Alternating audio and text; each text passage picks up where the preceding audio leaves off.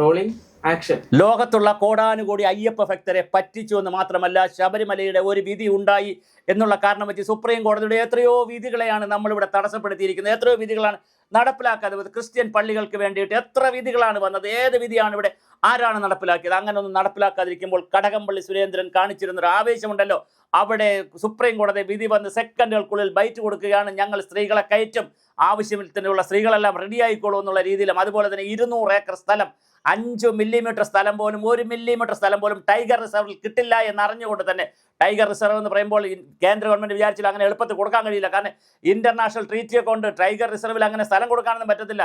ഇപ്പോൾ 56 ഏക്കർ പോയിട്ട് 57 ഏക്കർ ആക്കാൻ പറ്റത്തില്ല. 1 സെന്റ് കൂടുതൽ കൊടുക്കാൻ പറ്റത്തില്ല ടൈഗർ റിസർവിൽ ഔദ്യോഗികമായിട്ട്. അങ്ങനെ ഇരിക്കുമ്പോഴാണ് കടകംപള്ളി സുരേന്ദ്രൻ 200 ഏക്കർ സ്ഥലം വേണമെന്ന് ബഹളമുണ്ടാക്കുകയും അവിടെ ഷോപ്പിംഗ് കോംപ്ലക്സും വർഷം മുഴുവൻ സ്ത്രീകളെ കയറ്റണമെന്നൊക്കെ പറഞ്ഞ് പുരുഷന്മാരൊക്കെ വലിയ ബഹളമുണ്ടാക്കി. എന്നിട്ട് അപ്പോൾ ആ സമയത്ത് എന്തൊക്കെയാണ് ഇവരെല്ലാം ചെയ്തത്?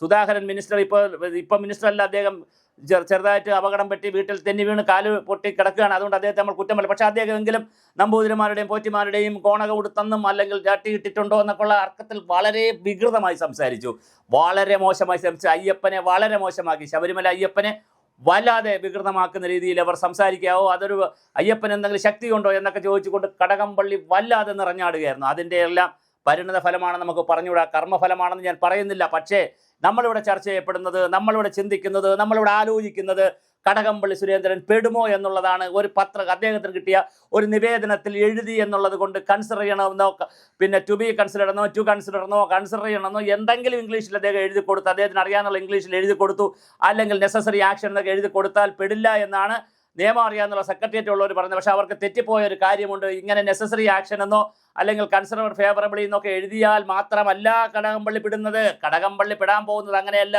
ഇങ്ങനെ കത്തെഴുതിയിട്ടുണ്ടെങ്കിൽ കത്തെഴുതാനുള്ള മോട്ടിവേഷൻ എന്താണ് ഉണ്ണികൃഷ്ണനുമായിട്ടുള്ള ബന്ധം എന്താണ്? ഉണ്ണികൃഷ്ണൻ്റെ ഏത് ലെവൽ വരെയുള്ള പ്രത്യേകിച്ച് ഉണ്ണികൃഷ്ണനും പത്മകുമാറും തമ്മിൽ ബിനാമി ഇടപാടുകളും റിയൽ എസ്റ്റേറ്റ് ഇടപാടുകളും ഉള്ളത് കൊണ്ട് അതേ റിയൽ എസ്റ്റേറ്റ് ഇടപാടുകളും ബിനാമി ഇടപാടുകളും കടകംപള്ളി സുരേന്ദ്രനകത്ത് ഉണ്ടോ, അല്ലെങ്കിൽ കടകംപള്ളി സുരേന്ദ്രൻ്റെ ഏതെങ്കിലും ബിനാമിയുമായി ഇവർക്ക് ചർച്ചയുണ്ടോ, ബന്ധമുണ്ടോ എന്നുള്ള വളരെ വ്യത്യസ്തമായിട്ടുള്ള കാര്യങ്ങളാണ് ചർച്ചയ്ക്ക് വരുന്നത്. അപ്പോൾ അതുപോലെ തന്നെ പത്മകുമാർ പറഞ്ഞായിരുന്നു, ദൈവത്തിനെ പോലെ നമ്മൾ കരുതുന്നവർ, രാഷ്ട്രീയ ദൈവമായി കരുതുന്ന കടകംപള്ളി സുരേന്ദ്രനും പത്മകുമാർ രാഷ്ട്രീയ ദൈവമായി കരുതുന്ന ആളാണല്ലോ കടകംപള്ളി സുരേന്ദ്രനും അതുപോലെ വാസവനും, അത് മുഖ്യമന്ത്രിയൊക്കെ. അവരുണ്ടോ അതോ സിനിമാ നടനായ ജയറാം ഇപ്പം ഇതിനകത്ത് പെട്ടിട്ടുണ്ട്, ജയറാമിനെ പോലെയുള്ള സെലിബ്രിറ്റികളെയാണോ പത്മകുമാർ ഉദ്ദേശിച്ചത്, അതോ തന്ത്രിയെയാണോ ഉദ്ദേശിച്ചത്? മോഹനൊരു തന്ത്രിയുണ്ട്, രാജീവ് കണ്ഠരരുണ്ട്, മോഹന കണ്ഠരരുണ്ട്. അങ്ങനെ തന്ത്രി കുടുംബത്തെയാണ് ഉദ്ദേശിച്ചത്. ആരെയാണ് പത്മകുമാർ ഉദ്ദേശിച്ച ദൈവം എന്നുള്ളതും വളരെ കൃത്യം ചോദ്യമാണ്. അതുകൊണ്ട് തന്നെ അറസ്റ്റിലേക്ക് പോകാനുള്ള സാധ്യതയുണ്ട്. തീർച്ചയായിട്ടും ഉണ്ണികൃഷ്ണനും കടകംപള്ളി സുരേന്ദ്രനുമായിട്ടുള്ള ബന്ധത്തിൻ്റെ കണക്കുകൾ വെച്ച് നോക്കുമ്പോൾ, അതിൻ്റെ രീതിശാസ്ത്രങ്ങൾ വെച്ച് നോക്കുമ്പോൾ, അവരുടെ അടുപ്പം വെച്ച് നോക്കുമ്പോൾ തീർച്ചയായിട്ടും കടകംപള്ളി സുരേന്ദ്രന് മറ്റിടപാടുകൾ കൃത്യമായി ഉണ്ണികൃഷ്ണനുമായിട്ടുണ്ടായിരിക്കും. ഇതിൽ കുറെയെങ്കിലും അറിയാമെന്നുള്ള ആളായിരിക്കും പത്മകുമാർ. അതുകൊണ്ടാണ് പത്മകുമാർ സധൈര്യം മുന്നോട്ട് പോയത്. പത്മകുമാർ മുന്നോട്ട് പോകണമെങ്കിൽ തീർച്ചയായും കടകംപള്ളി സുരേന്ദ്രൻ്റെ ഒരു ബന്ധം അതിനകത്ത് വന്നിരിക്കും. അതുകൊണ്ട് തന്നെ കടകംപള്ളി സുരേന്ദ്രനിലേക്കാണ് കാര്യങ്ങൾ നീങ്ങുന്നത്. അദ്ദേഹത്തെ അറസ്റ്റ് ചെയ്യും. പക്ഷേ പ്രശ്നം എപ്പോഴാണ് അറസ്റ്റ് ചെയ്യുന്നറിയാവോ? പഞ്ചായത്ത് തെരഞ്ഞെടുപ്പ് കഴിഞ്ഞ് ഡിസംബർ 14 കഴിഞ്ഞ് റിസൾട്ട് വന്നതിന് ശേഷം അറസ്റ്റുകളുടെ പരമ്പരയായിരിക്കും കേരളത്തിൽ നടക്കുന്നത്. അതിൽ ജയറാമിനെ അറസ്റ്റ് ചെയ്യുമെന്ന് നമ്മൾ പറഞ്ഞു കഴിഞ്ഞു. ജയറാമിനെ അറസ്റ്റ് ചെയ്യും, കടകംപള്ളി സുരേന്ദ്രനെ അറസ്റ്റ് ചെയ്യും, KP ശങ്കരദാസിനെ അറസ്റ്റ് ചെയ്യും, അതുപോലെ Vijayakumar Devaswom board member arrest ചെയ്യും, ജയശ്രീ അറസ്റ്റ് ചെയ്യും. ഒരുപാട് അറസ്റ്റുകളുടെ പരമ്പരയാണ് വരാൻ കിടക്കുന്നത്. ഇതൊന്നും അറിഞ്ഞില്ല തൻ്റെ മന്ത്രിസഭയിലെ ഒരു മന്ത്രി ഇങ്ങനെ കത്ത് കൊടുത്തതും പിടിച്ചതും ഒന്നും താൻ അറിഞ്ഞിട്ടില്ല എന്ന് പറയുന്ന മുഖ്യമന്ത്രിയെയും ചിലപ്പോൾ ചോദ്യം ചെയ്തേക്കാം. അദ്ദേഹത്തിലേക്കും കാര്യങ്ങൾ നീങ്ങിയാലും ഒരത്ഭുതവുമില്ല എന്നുള്ള നിലയിലാണ് ശബരിമല അയ്യപ്പൻ ഫൈറ്റ് ചെയ്തുകൊണ്ടിരിക്കുന്ന. അയ്യപ്പൻ ഇറങ്ങി കളിക്കുന്നു എന്ന് നമ്മൾ പറഞ്ഞാൽ ശരിയാണ്. ഏതെങ്കിലും ക്ഷേത്രത്തിൽ നിന്ന് മോഷണം പോയ എല്ലാ മുതലും ഇതുവരെ പിടിച്ചിട്ടുണ്ടെന്നുള്ള സാമാന്യ തത്വമെങ്കിലും ഒരു നമ്പൂതിരിയായ പോറ്റിയായ ഉണ്ണികൃഷ്ണൻ പോറ്റി അറിഞ്ഞിരിക്കണം.